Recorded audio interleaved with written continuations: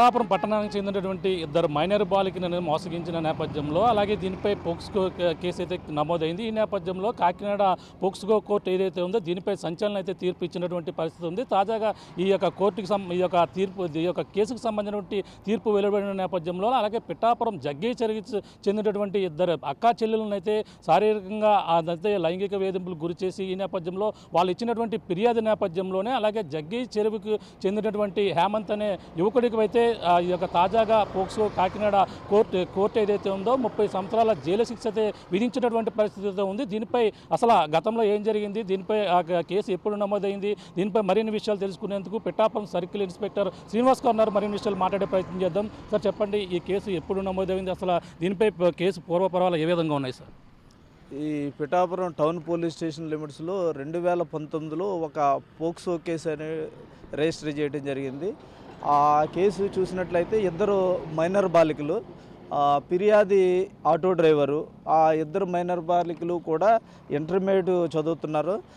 వాళ్ళ ఇంటి పక్కనే ఉన్నటువంటి భగత్ అనేటువంటి హేమంత్ అనేటువంటి కుర్రోడు ఒకళ్ళకి తెలియకోకుండా ఒకళ్ళకి ఇద్దరిని కూడా లోబర్చుకుని సెక్సువల్గా అనుభవించడం అనేటువంటిది జరిగింది. దానికి కేసుని రిజిస్టర్ చేసిన తర్వాత త్వరితగతిన అంటే స్పీడీ ట్రయల్ కేసుల్లో ఇప్పుడు మా జిల్లా ఎస్పీ గారు విక్రాంత్ పాటిల్ ఐపీఎస్ గారు ఎందుకంటే కేసు అనేటువంటిది ఒక 10 సంవత్సరాలకు కానీ ట్రయల్ అవ్వదు, అలాంటిది 4.5 సంవత్సరాల్లోనే ఇది ట్రయల్ అయ్యేటట్టుగా చేసి ఎవరైతే ముద్దాయి ఉన్నాడో ముద్దాయికి ఒక 30 సంవత్సరాలు జైలు శిక్ష, తర్వాత ఒక 10,000 రూపాయల జరిమానా కూడా వేసి నిన్న ఈ ట్రయల్ అయిన తర్వాత నిన్న సెంట్రల్ జైలు రాజమండ్రికి పంపించడం అనేటువంటిది జరిగిందనమాట. అంటే ఎవరైతే ఈ మైనర్ బాలికల మీద ఇలాంటి అత్యాచారం చేస్తున్నటువంటి వాళ్ళకి ఒక గుణపాఠంగా కావాలనేటువంటి ఉద్దేశంతో మా ఆఫీసర్స్ దగ్గరుండి సాక్ష్యాలు చెప్పించేటప్పుడు ఈ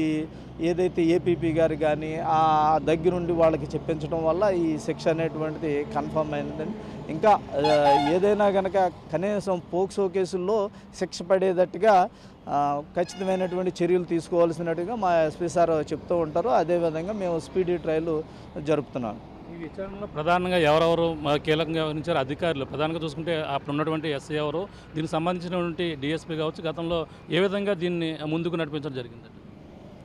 అప్పుడు ఉన్నటువంటి ఎస్ఐ గారు శోభన్ కుమార్ గారు అండి. ఇదివరకు గతంలో ఈ పోలీస్ స్టేషన్లో టౌన్ పోలీస్ స్టేషన్లో చేశారు. తర్వాత అప్పుడు ఉన్నటువంటి సిఐ గారు కూడా త్వరితగతిన ఇన్వెస్టిగేషన్ పూర్తి చేయడం జరిగింది. తర్వాత ఇప్పుడు ఉన్నటువంటి ఎస్పీ సార్ వచ్చిన తర్వాత ఇలాంటి పోక్సో కేసులు ఏమైతే ఉన్నాయో ఆ పోక్సో కేసులన్నీ కూడా తీసి ఈ ట్రయల్ అనేటువంటిది స్పీడ్గా జరగాలనేటువంటిది, తర్వాత ఇందులో ఉన్నటువంటి విట్నెస్లని అందరిని కూడా తీసుకుని వచ్చి ఇప్పుడు ఉన్నటువంటి ఎస్ఐ గారు అలాగే మేము కూడా ఆ విట్నెస్ ఎవరైతే ఏ విధంగా సాక్ష్యం చెప్పాలనేటువంటిది వీళ్ళందరినీ కూడా మన పీపీ గారి దగ్గరికి తీసుకెళ్ళి వాళ్ళకి పాఠాలు చెప్పించి కోర్టులో అదే విధంగా వాళ్ళ చేత చెప్పించడం వల్ల వీళ్ళందరికీ ఎవరైతే ముద్దాయి ఉన్నాడో ఈ కఠిన శిక్ష అనేటువంటిది 30 సంవత్సరాలు పడటం జరిగింది. అంటే హేమంత్ అనే వ్యక్తి ఇద్దరు కూడా అక్క చెల్లెల్ని ఏ విధంగా ట్రాప్ చేశాడు, ప్రధానంగా ఇటువంటి మీకు విచారణలో బయటకు వచ్చే నిజాలు?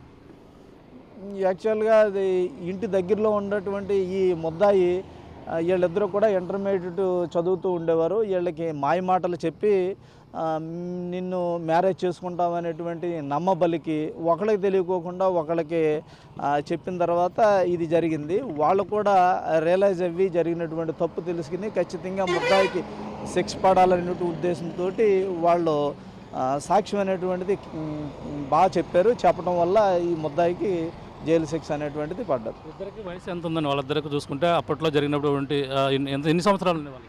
అప్పుడు ఇంటర్మీడియట్ చదువుతున్నారండి. ఖచ్చితంగా వాళ్ళకి 15 సంవత్సరాలు 16 సంవత్సరాలు ఆ వయసు ఉన్నప్పుడు జరిగినటువంటి కేసు 2019. తండ్రి ఏం చేస్తుంటాడు? ఈ తండ్రి వచ్చేటప్పటికి ఆటో డ్రైవర్ అన్నమాట, కష్టజీవి, చాలా మంచివాడు. ఎందుకంటే ఇక్కడ ఆటో డ్రైవర్స్కి వాళ్ళకి మీటింగ్ పెట్టినప్పుడు కూడా చూస్తూ ఉంటాం. అలాంటి వ్యక్తి పాపం తెలియకోకుండా ఏదో పిల్లలు చదువుకుంటున్నారు కదా అనుకుంటున్నారు, వాళ్ళకి మాయ మాటలు చెప్పి ఈ ముద్దాయి చేసినటువంటిది. తండ్రి కూడా పాపం జరిగినటువంటి తప్పుని ఎవరైతే ఆ పిల్లలు తెలియకోకుండా చేసినటువంటి తప్పే అనేటువంటి భావించి దగ్గరుండి కేసుని ఖచ్చితంగా ముద్దాయికి శిక్ష పడాలనే ఉద్దేశంతో సాక్ష్యం తండ్రి కూడా బాగా చెప్పాడు. ఆ ఏరియాలో సరౌండింగ్ ఏరియాలో ఉన్నటువంటి వాళ్ళు కూడా సాక్ష్యాలు బాగా చెప్పడం వల్ల అందరూ కూడా ఇదే విధంగా చెప్తే కనుక ఏదైతే ఈ ఫోక్సో కేసులు ఉన్నాయో ఈ మైనర్ పిల్లల్ని చేసేటువంటి వాళ్ళ మీద ఏదైతే ఇప్పుడు 30 సంవత్సరాలు జైలు శిక్ష పడింది అనుకుంటున్నామో అలాగే అందరికీ కూడా పడుతుంది అనేటువంటిది.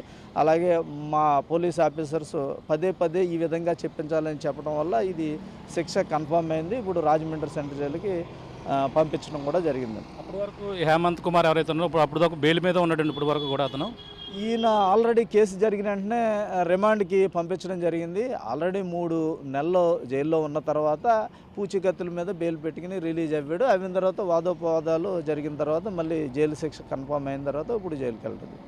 Thank you sir.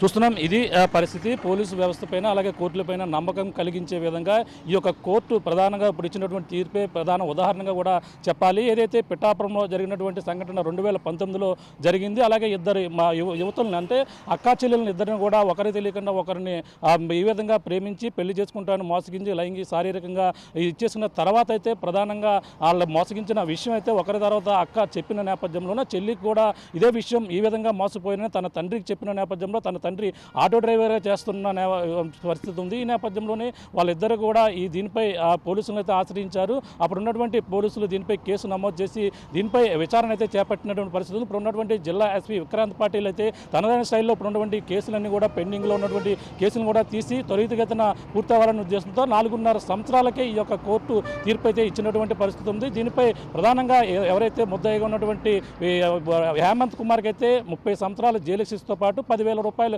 జరిమానా విధించారు. అదనంగా ఏదైతే ఆ జిల్లా జడ్జి కూడా దీనిపై ఇక్కడ బాధితులు ఎవరైతే ఉన్నారో ఒక్కొక్కరికి కూడా 2 లక్షల రూపాయలు అదనంగా వాళ్ళకి ఇవ్వాలంటూ ఈ ప్రభుత్వం నుంచి రావాల్సినటువంటి నష్టపరిహారంగా ఇవ్వాలంటూ వాళ్ళు కూడా ఆదేశించినటువంటి పరిస్థితి ప్రధానంగా ఉందని. ఏది ఏమైనా పిఠాపురం నియోజకవర్గం అలాగే ఏపీ ఉప ముఖ్యమంత్రి ఇలాకానాలలో ఈ యొక్క సంచలనమైన తీర్పు ఈ విధంగా లైంగిక ఎవరైనా సరే మైనర్ బాలికపై వేధింపులకు గురి చేస్తే మాత్రం కఠినమైన శిక్షలు పడడానికి ఇదే ప్రధానమైనటువంటి ఉదాహరణగా చెప్పవచ్చని ఈ యొక్క తీర్పే మనకి కాకినాడ జిల్లాలో ఉన్నటువంటి పిఠాపురంలో జరిగిన సంఘటన ప్రధాన ఉదాహరణగా చెప్పాలి. ఇది ఇక్కడ తాజా పరిస్థితి. కెమెరామెన్ సతీష్తో ప్రకాష్, RTV పిఠాపురం నుంచి. మరిన్ని వీడియోస్ కోసం ఛానల్ ని సబ్స్క్రైబ్ చేయండి. లేటెస్ట్ అప్డేట్స్ కోసం వాట్సాప్ ఛానల్ ని ఫాలో అవ్వండి. ఆ లింక్ డిస్క్రిప్షన్ లో ఉంది.